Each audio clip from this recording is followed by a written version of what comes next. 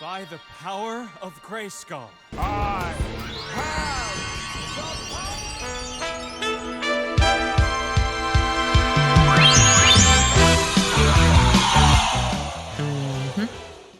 Welcome to Queerly Read, where I will finally talk about something almost topical and recent. And that something is the new sweet cutie boy version of Prince Adam and his relationship to He-Man.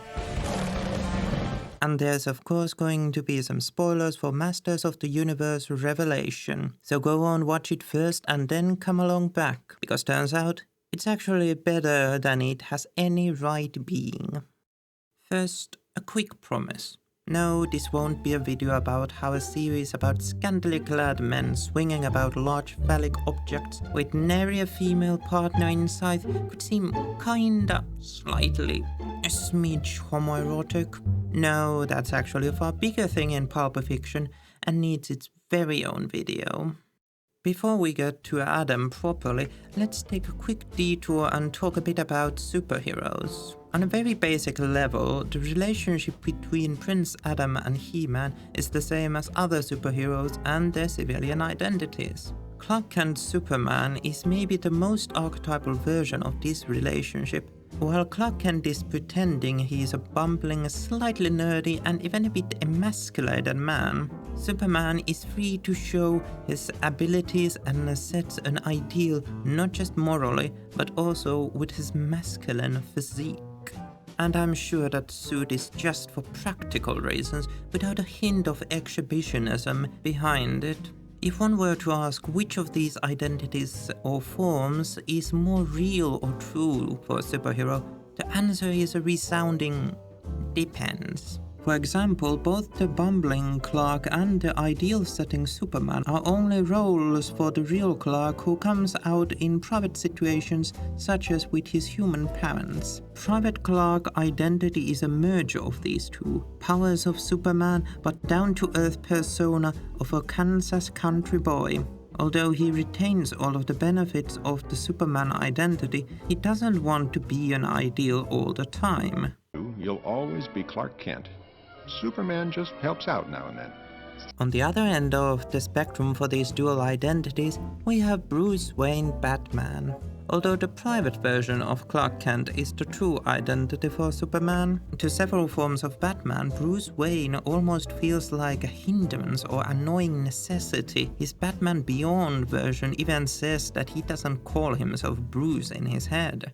The voice kept calling me Bruce. In my mind, that's not what I call myself. What do you call yourself? Yeah, that's probably something that doesn't need an intervention, huh? Unlike Clark, Batman wants to be the ideal and be removed from his humanity. However, in both cases, and in the case of several other male superheroes, the hero identity or form is when they are not hindered by personal issues and they are presented in a way to show their masculine capabilities, usually highlighted by exhibiting their ideal body and the freedom it supposedly brings. So what does this have to do with the new version of Adam, or queerness for that matter? He-Man is clearly a form of masculine ideal, wild barbarian Superman with a huge sword, capable of anything. I mean, he is called He-Man, after all. Despite this, after his death while saving the world, yet again, Adam rejects the He-Man form in the afterlife where everyone can choose their forms, instead choosing his lesser self. This wouldn't have been too significant in the original cartoon, since the difference between He-Man and Adam is more or less a costume change. But the new version, the transformation actually changes Adam into something different. His whole body bulks out and he gains more than a few inches to start with. He becomes what a man should want to be. But Adam rejects this as his true form, and that's where the queer comes in. To be clear, I'm not saying that Adam is not straight or cis, but what I'm saying is that he isn't a heteronormative man. I mean, we don't know. The show is actually very sexless. By rejecting the masculine ideal of He-Man, relegating it instead to a form or tool, Adam is declaring that this lesser form is what he really feels like, even if it is viewed as a disappointment by other people. And although this is seemingly similar to Clark Kent's situation, Adam is also rejecting the benefits and privileges the He-Man form implies and is practically embracing the personal issues it entails. And this isn't just a he wants to grow up and earn that form kind of deal either. He's a bit too dead for that.